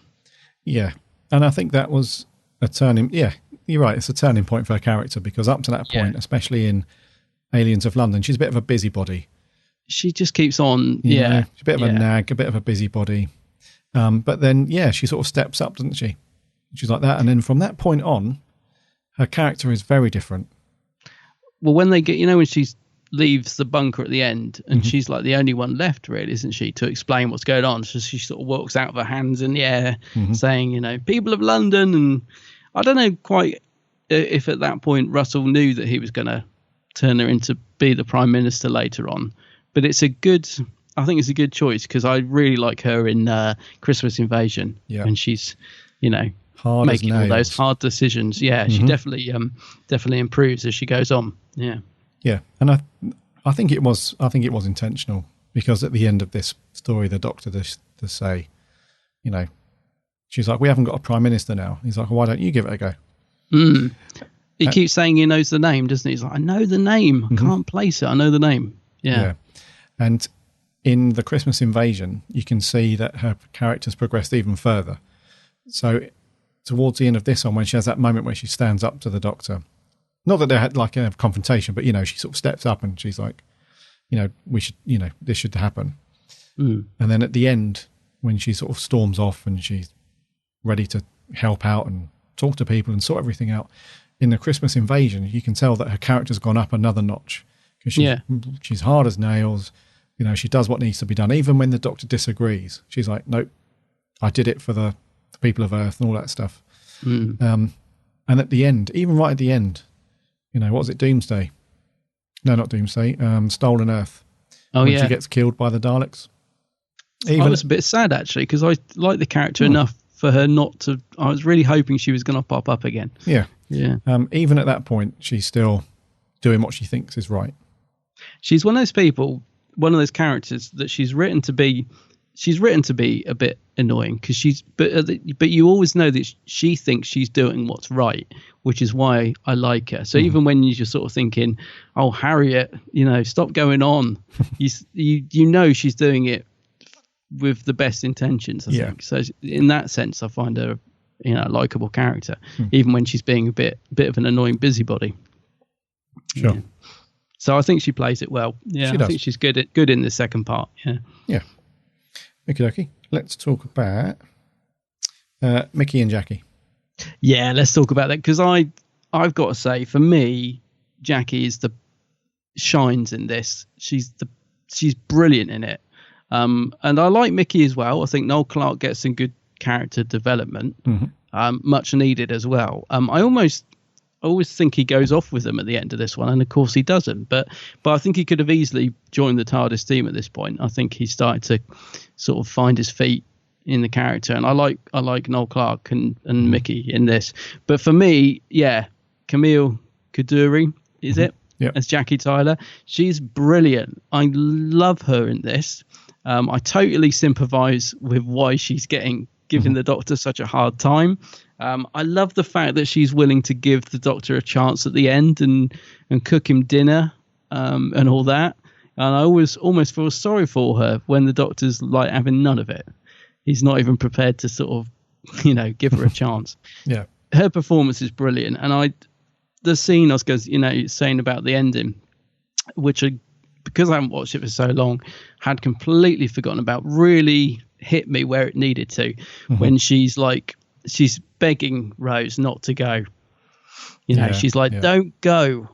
She's seen the danger that Rose is putting herself in with the Doctor, and she's, this is her daughter, and she's saying to her at the end, you don't need to do this. This is just going to end bad. And I thought it was brilliant. I thought the writing was great. I thought the performance with her and Billy was great. Hats off to Jackie Tyler. Brilliant character. Yeah. Yeah, I wholeheartedly agree with that, mate. Her performance. It's the 10 seconds bit that really got me. So good. I'd completely forgotten about it when, Rose is saying to her, look, Mum, chillax, 10 seconds in your world, it's like a lifetime in mine. I can be back in 10 seconds. and she counts to 10 seconds, and obviously Rose doesn't come back. What a lovely, lovely bit of writing by RTD. Yeah. Well, the Doctor's not great at keeping time, is he? Let's be No, honest. he's not. No. Oh, broken clock thing. Yeah. So there was no way that they were going to get back in 10 seconds time, because he's useless at getting people back to where they need to be on time. So that was never going to happen, was it? No. It's very inconsistent, though, because sometimes he can just, right, we need to go there, and he can sometimes he can control tasks, sometimes he can't. So you never know. But I thought that was a lovely bit of writing. I thought it was a really nice, it did get to me. I was almost a little bit, I wouldn't say tearing up, but it got to me emotionally. And because of the brilliant performance from her, you know, I could totally feel where her character was coming from. Yeah, you know, with that great performance as well. Like you said, really good. Really, you really buy into her fears for Rose and her concerns and stuff. It's not, you don't feel like she's, what's the word? She's not going through the motions. You know, she's actually, you can tell that you do actually really feel for her, don't you? And you feel for... Well, you almost want the TARDIS to come back when she's getting to 9. You almost expect to hear the sound. You think, oh, see? But when she doesn't, and poor old Jackie just walks off down the estate on her own, you sort of think, oh, no. Yeah, then you got Mickey just sitting there twirling the CD in his hands, and he's a bit down as well. So that's interesting, because the Doctor gives Mickey that CD and says, look, this will erase me. You know, I'm getting too big. I'm getting noticed. This will erase me from the internet web. I was thinking, surely the Doctor could just do that from the TARDIS, couldn't he? You know, I suppose he's just trying to, maybe he's just making Mickey feel like, you know, I do trust you. I might give you a hard time, but, you know, I'm giving you this important thing to do. This tells you that deep down, you know. That's what I thought. Yeah. I thought that he could easily do that, couldn't he? Yeah, I thought he was just giving Mickey a job to do, because he'd sort of earned his stripes, if you like. He's earned the right to be involved. And he does actually say to him, you know, you should come, you know, and it's Mickey that turns it down, isn't it? Because up to that point, you think that he'd be all over it, you know, traveling, you know, in the TARDIS, all that stuff. You think that he would be all over it, but, you know, it's sort of like this wave of sort of honesty comes over him, you know, and he's not there. Trying to put this in a way that makes sense. There, up to that point, there's always been that barrier between the Doctor and Mickey over Rose. You know, Mickey's, you know, really jealous, you know, that Rose has sort of dumped him, if you like, because she has really, you know, even though she plays it down and tries to word it differently. In a nutshell, she dumps him, you know, runs off with the Doctor, and, you know, Mickey's always taken it hard, hasn't he? He's always been very jealous of the Doctor, and, you know, the Doctor has always looked at him a bit of an oaf. You know, just a bit of a, you know, the tag-along boyfriend that doesn't do anything. So it's really... The tin dog. Yeah, the tin dog. So it's really nice to see, just for that moment, like the barriers drop and, you know, Mickey being completely honest with him. And then the Doctor sort of does him a favour, doesn't he? When Rose turns up and she's like, you know, you should come, the Doctor sort of... He pretends. He says he's like, no, he's not coming. He does him a favour, basically. He does, He saves his macho sort of image, doesn't he? Rather than turn around and say, no, he's too scared, he doesn't want to come. He says, doesn't he, that, no, I'm not having him. He's not coming on board, and that my decision is final. Yeah. You know, and that's, again, a lovely bit of writing, I thought. Yeah. And when does Mickey join? Is it not to Series 2? Because he does eventually start travelling with them, doesn't he? Must be Series 2. Yeah, Series 2, yeah. Yeah. That's surprising, actually. Yeah, in my mind, he joins them a lot sooner, but yeah. Yeah. I was surprised, actually, when I remember when I first watched this one, I was surprised that Mickey didn't do it. Because you'd think that he would do it just to be with Rose. Well, I think they would have they do make a good TARDIS team. So actually, yeah, he doesn't get to travel with Chris's Doctor and Rose, does he? No. See, in my head, he does, but no, he doesn't, does he? No, I think it's Tennant. It's Tennant, like Girl in the Fireplace. Yeah. That's right. But there's one thing that I noticed in this when I watched this, and I hadn't noticed before. In Mickey's bedroom, it's absolutely littered with UFO stuff. Have you noticed that? Yeah, I noticed that. Yeah. He's got posters up on the room, and he's even on his bookshelf, he's got loads of books, and he's got like files and stuff, all labelled UFOs and all that stuff. So when I hadn't noticed any of that stuff before for some reason, but when I watched it yesterday, I was like, why did he turn down, the travel with the Doctor? Because if you look at all the stuff in his room, all the UFO stuff, and he's got photographs of like the moon on his desk and stuff, you would think that someone like that would be all over it. The chance to travel amongst the stars and planets and all that stuff. You think he'd be all over it, but yeah. Maybe it's because he's seen all the danger, but yeah, I agree with you. I just think they would have made a really good team, the three of them, because the banter between him and the Doctor's quite nice, I thought, because he's there is, like you said, there's a barrier between the two of them. I think it could have made for a good bit of friction in the TARDIS, but also brought in some good light-hearted moments. But maybe if Chris had gone on to do a second series, we would have seen that. Don't know what Russell's master plan was at this point, but yeah. But obviously he joins later on, so it's all good. Yeah. But I just think he works quite well with Chris, the two of them. I think that they're quite good together. Yeah. Yes. Okay, let's talk about Rose. Yeah, Rose, she's good in this again, especially with the scenes with Jackie. I thought Billy gives a really good, quite confident performance actually. And when the Doctor's saying that he could lose her and stuff, she's just like, go for it, just go for it. I'm not bothered. It's just like, you're thinking, really? But I think she gives a really good little performance, considering this is the first series since the show's return, and that she's very confident in her performance, which is surprising, I think. Really good. I like Billy in this. Yeah, and the thing is, it's a weird one because there isn't much to say really, because she only has a couple of key scenes. She does, yeah. Although she's in it all the way through, she has a couple of important moments, like that scene where the Doctor says, I could save the world or I could lose you. She's just like, do it. And then at the end, where she's really trying to make Jackie feel better and make her relax. And then she's off, So, but what she does have to do is she does it very well. She handles the sort. Yeah, I was going to say she handles like the sort of comedy and serious very, very well. Like like when she's talking to Jackie about the Doctor. I can't remember the lines, but she's like saying, "Oh, you're going to have him around for dinner then, are you?" and all that, and it's very natural. Yeah. The sort of the chemistry between her and Jackie. So she does that really good, and then like you said, and then she's off. She's like, right, I'm off on more adventures. She's quite strong in series 1, which is surprising because I think, like you said, series 2 character changes slightly. She becomes a bit more brat-like, and but she's very assured in her performance in series 1. I thought. Yeah. No, I agree. And the Doctor himself, Mr. Chris. Eccleston. Yeah, good. Yeah, very good. Complaints? No, no, not really. I always think Chris is very good when it comes to the serious stuff. He's not always on point with the comedy. I'm thinking of the scene when he backs into the lift. But I can't fault Chris. I think he's a great Doctor. So I have no problems. I think he's good in this. Yeah, very, very good. Cool. I would agree. No complaints really. Kind of found him quite funny a couple of times. Yeah, especially at the beginning of this episode, he does the humour's there for sure, but he does this really, really good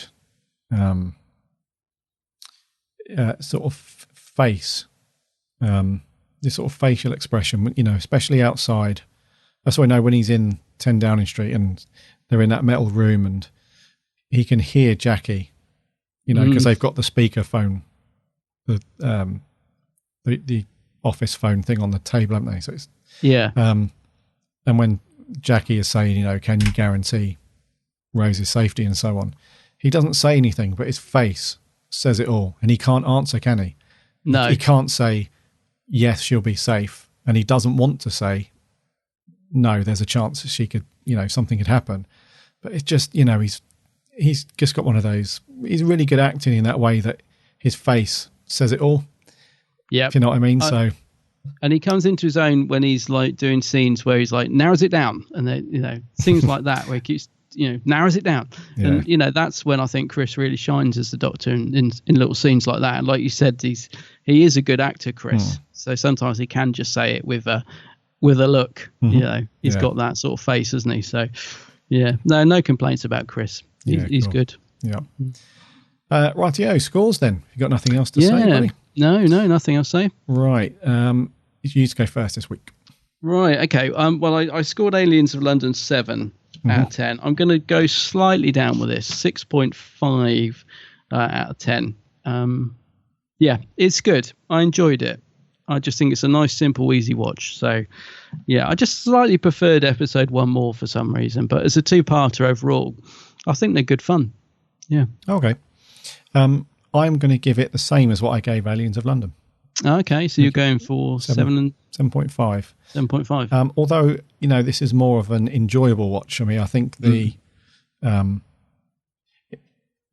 although it's slightly more enjoyable, there's less content. There's less stuff, whereas the first one's got great or more content going on.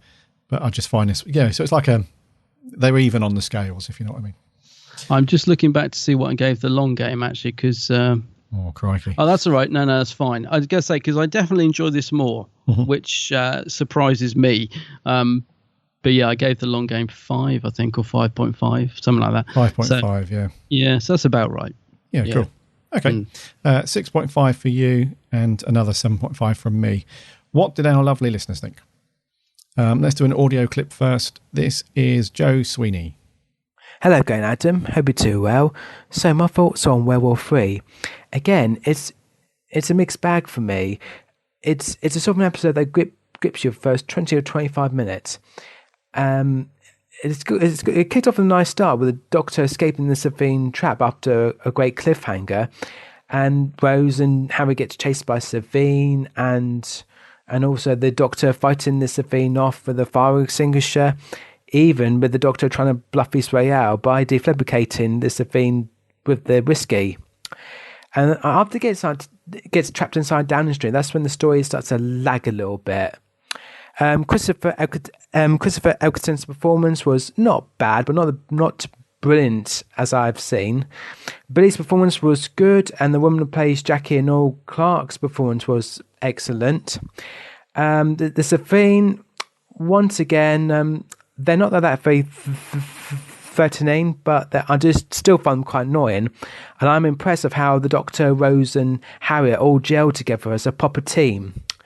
I like the quote when the Doctor was setting Jackie straight by saying that his life isn't fun. It's about him making a stand and making a decision because nobody else will, and he can't guarantee Rose's safety. And I don't like how the Savine got wiped out by a missile, which is all done by home computer. And I think the missile was badly CGI'd. Overall, not a bad episode, so I'll give a score of a 6.5 out of 10. Hope you enjoy our podcast, guys. See you soon. Take care. Bye-bye for now. Thank you very much, Joe.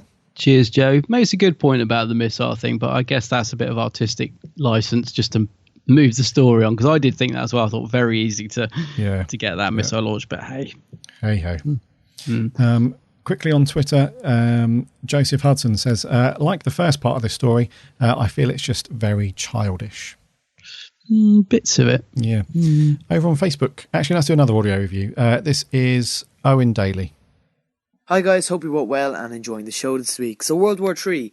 So this is definitely the weaker side of the story in my opinion, because it loses the intrigue of the first half. In part 1 we have the mystery and the sabotage aspect of the Slitheen, whereas in part 2 we kind of do know everything about their plan and intentions. So we go back to the format of basically the Doctor fights the aliens and it's over, with a few more layers obviously. But that is not to say I think it's a bad story. I love the interaction with the Doctor and Slitheen, and also Rose and Harriet Jones. A part which is standout to me is the hunt between blonde Slitheen and the two girls. It's really chilling when they're hiding in the room and the Slitheen comes in and says, "I can smell you," adding real tension to the scene and real threat, because we have seen the Slitheen killing before. I think Mickey is a fantastic addition to this story, as I love him in every story, and seeing his relationship growing with Jackie again after she accused him of murdering Rose, I believe. So it was great to see the bond rebuilding. The story fits in nicely with the first half, and I'd give it a 7 out of 10, and overall the two-parter will get a 7.5 out of 10. It is a pretty good story. So thanks for listening and enjoy the rest of the show. Nice one. Nice one, Owen. Thank you very much. Rightio, over on Facebook. Charlie Turner says, after hearing the podcast of Aliens of London, I got to admit I was wrong about what I said, and it's amazing. Christopher Eccleston's amazing as the Doctor. Can't remember the name of the actress who played Margaret, but she stole the show. Despite the overdose of fart jokes, overall I think World War III is an improvement over Aliens of London. I can't give any more than 8 out of 10 if I had to rate it. Ah, fair enough. Says, I hope I'm not too late to say that. Of course not. We all change our minds. It's never too late. All the time. Right, Miles Mackenzie. What a lovely episode. I love the start with the Doctor casually letting the soldiers know there's aliens in Downing Street. Rose is at her best. Rose was at one of her best in this one, and so did Mickey. We got much needed character development. I did find hiding in a cupboard to survive thing clever, but maybe a bit simple. After the big explosion, I was just shouting, "Get lost, Harriet Jones." Still annoying as ever, although I watched Christmas Invasion the other day, and I quite like her in that story. Yeah, she gets better. Yeah. Slitheen were good in this, but I think they're more at home at Sarah Jane. Overall, 8.5. Well, that's good. Still high. Says, P.S. Adam, you're so right about the Slitheen looking cuddly. Yeah, they are a bit. Right, let's do more Facebook. Let's do Greg Toby. A real epic down-to-earth story, which really grabbed your attention. Being the first story with the Slitheen, you can definitely see the potential in them. In my opinion, they're one of the best monsters to come out of the revived series and really need a return. Overall, a story which both excites and captivates one's imagination. A 9 out of 10. They're definitely interesting, the Slitheen, and I mean that in a good way. Do you know what I mean? When you think about them, he's got a good point there. They are a good creation. Yes. The series, yeah. And he says, in case of another Slitheen invasion, make sure the vinegar is in a handy place in the kitchen cupboard. Top up on the, what is it? The gherkin, not gherkin. Pickled eggs, pickled onions. Pickled onions and something else. I think whatever, yeah. Right, audio stuff. This is Kevin Gilby. Hello, Gary and Adam. So, Aliens of London and World War III. I'll start by talking about part 1. I much prefer this part over World War III. It's a bit more mature, less fart jokes. I think it is a bit more plot heavy because it has to establish everything in sort of like 45 minutes with the wonderful scene of the spaceship hitting Big Ben, the fantastic but unfortunately quite forgettable scene with the amazing looking space pig. The cast itself is really, really good. Christopher Eccleston is great, as he always is. He is amazing in his episodes. No change here. Billie Piper is alright as Rose. Still sort of getting used to the part, I think. The woman who plays Harriet Jones, sorry, can't remember the name, is fantastic. I love Harriet Jones as the character. Love the comedy with the character. Slitheen are a bit naff. They don't look very good. Like the big claws though. I'd give this part 8 out of 10. Only let down by its fart jokes, really. So let's talk about part 2 then quickly. Bit less mature than the other part, but it is definitely more action based as well. There's a lot more fart jokes and a few jokes surrounding nudity. CGI, the missile bit where all the missiles are coming to Downing Street. The CGI on that does look a bit naff, to say the least. I like Mickey and Jackie in this. They're really quite good.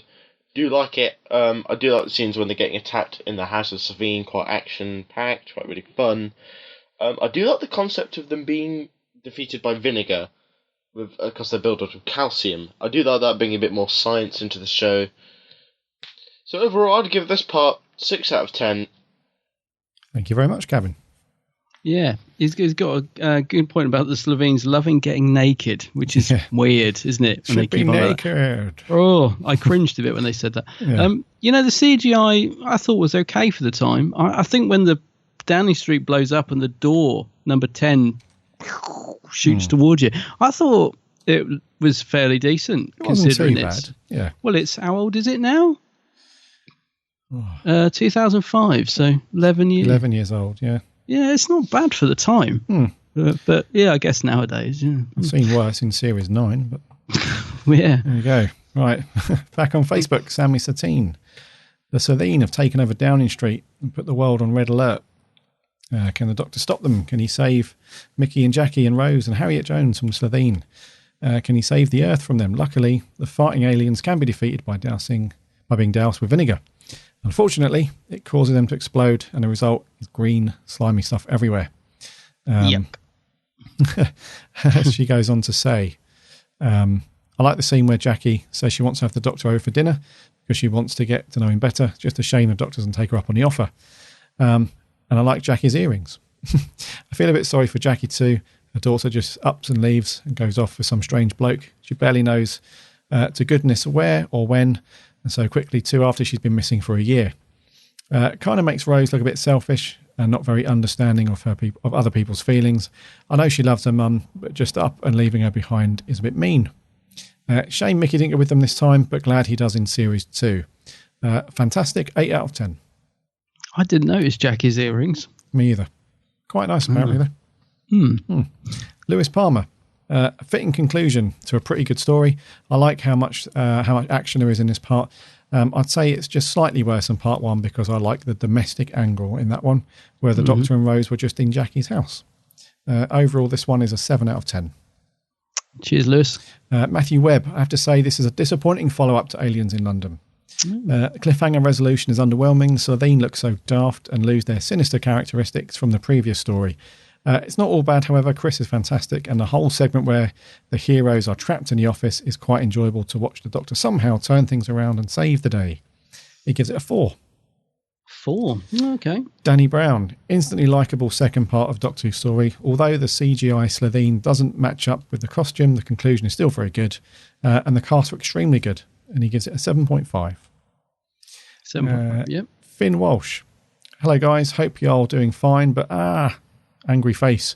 The story is just annoying in some places, but good in other parts. The scene where they use the vinegar as defense or something really did beep me off because it was stupid in my eyes, and plus a few other scenes were like that. But then again, I did like the ending, though that was really well done. So overall, if a few scenes were changed, this would have been a higher score, but because of that, it's a 5.5. Fair enough. Yep. And lastly on Facebook, Dean Jones says, much better than Aliens of London. World War III is a lot more engaging with its plot. The Slitheen plan is genuinely unique, for the time at least. The script has some great dialogue and has more nice character moments sprinkled throughout. But it's still flawed in its balance of tone, and one thing has bugged me about the story upon the recent viewing: why are the Slitheen not impersonating more important political figures? For example, Green is an MP on the monitoring of sugar standards and is made acting Prime Minister. And another one acts as chairman of the North Sea Boating Club. Why? Question mark. Yeah, that's a good point. Yeah, I give World War III 8 out of 10 as a two-parter, and this part gets a 7. Okay. That's a good point, sir. Yeah. Last audio clip. This is Alex Kingdom. Hello, Gary and Adam for the Big Blue Box podcast. I love saying that. But before I get into the review, I'm sorry I didn't bring an audio in for Battlefield. I just haven't seen it yet. But World War III, I do like it as much as the first one. If not a bit less, but not much less. I really like the Ninth Doctor in this one. I really feel like it gets a really good piece of dialogue and is used better in this story than it was last time. But the opposite is for Rose, who doesn't get anything to do in the story apart from follow the Doctor around. Harry Jones is added on to, but not much. And I really do think that she could be done a lot better. But she does do that in the Christmas Invasion, but hey, at least she doesn't say, hey, I'm Harry Jones and people fly down north, because yes, we know who you are, and that joke gets very old very quickly. But Mickey and Jackie I like in this one as well. Their little plotline with the Slitheen and the whole vinegar, it's kind of fun. But I'm going to give it an 8 out of 10, but I have something to say. I am against the argument that the Slitheen should suit more to SJA. I feel like they can be in SJA, and when they're in SJA they're great, but it doesn't make sense because you can do the darker storylines in Who. Yes, Sarah Jane is for a young demographic, and so is Doctor Who, but Doctor Who is like the next stage up, and you can do more stories like we did here. Whereas with the SJA they were infiltrating schools and they were planting plants, and it was just a bit naff compared to the scale of this one, in my opinion. So yes, that is my review of World War III. I'll see you guys next week. Goodbye. Yeah, thank you, Alex. Cheers, Alex. I think I heard a Slitheen creeping in behind a door. Yes, I heard that. In that audio. Yeah, I heard a door open and I could see claws coming round to get Alex. So hopefully Alex survives to give us an audio next week. Talking of audio clips, I do have to just give a very quick shout out / apology to Jay Kent, because last week, for Aliens of London, or was it Battlefield? No, Battlefield. I totally missed his audio clip. Oh no! That he sent out. So I'm very, very sorry, Jay. Yeah. That's why he hasn't sent one this week. Yeah, he's miffed. Furious. Furious, yeah. So very sorry. Jay. Anyways, did you have anything on the Geeks handbag page? I just had one actually. From, God, I must get a quicker lock to get into my phone. From Ash White. He just says he likes all of Chris's stories, and he thought this one was fun but dark at the same time, and he gives it a thumbs up. Cool. So yeah, I think it is. It's got a good. It's light and fun and dark and all that jazz. All that stuff. Yeah. Okie dokie. Some fairly decent scores. I think overall people have rated this one slightly lower than. Yeah. Yep. Yeah. Which is for you as well. Same for me. Yeah, but you said earlier, if you're watching them together, if you edited out the credits and just had it as one long story, I think it'd work. I think it's enjoyable. Yeah, certainly better than I thought. Yeah. Stuff. Right, next week.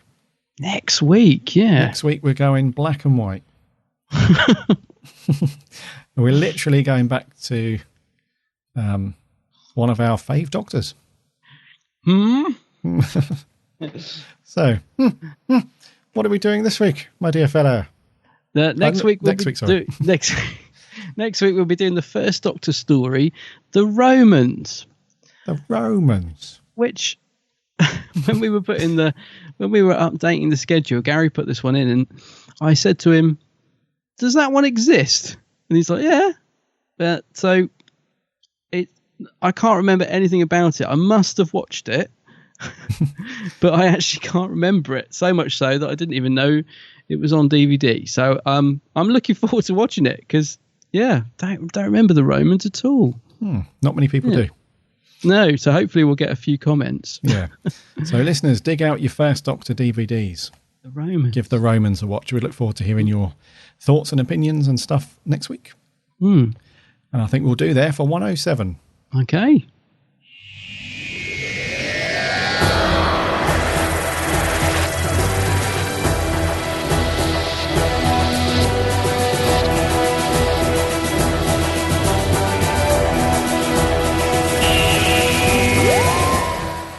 Thank you for sticking with us and listening through 107. It's been great reading through all your thoughts and comments, and those of you that sent audio clips in, thank you very, very much. Next week, like Adam said, is The Romans. He even forgot it existed. I did. Who's it? Who's the companion? Is it? It's not Ian and Barbara, is it? No, it is Susan and... is it just Susan? No, it's not. No, hold on a minute. No, it can't be Susan.